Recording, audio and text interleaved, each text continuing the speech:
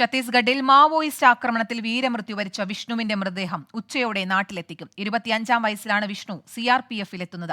രാജ്യത്തെ സേവിക്കുക എന്നതായിരുന്നു ചെറുപ്പം മുതൽ വിഷ്ണുവിന്റെ ആഗ്രഹം. പാലോട് ഫാം ജംഗ്ഷനിൽ അനിഴം വീട്ടിൽ രഘുവരന്റെയും അജിതയുടെയും മകനാണ് വീരമൃത്യു വരിച്ച വിഷ്ണു.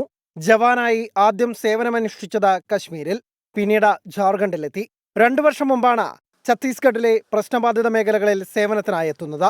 സുക്മ ജില്ലയിൽ CRPF കോബ്ര ബറ്റാലിയനിലെ ജവാനായി ജോലി ചെയ്യുന്നതിനിടെയാണ് ഇന്നലെ ഉച്ചയ്ക്ക് 3 മണിയോടെ അപകടമുണ്ടായത്.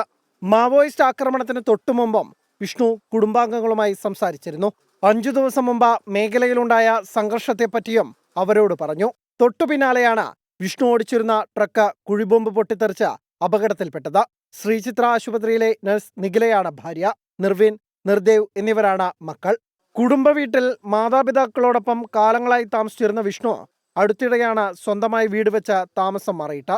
വീടിന്റെ പാലുകാച്ചൽ ചടങ്ങിനായി 1.5 മാസം മുമ്പാണ് വിഷ്ണു അവസാനമായി നാട്ടിലെത്തിയത്.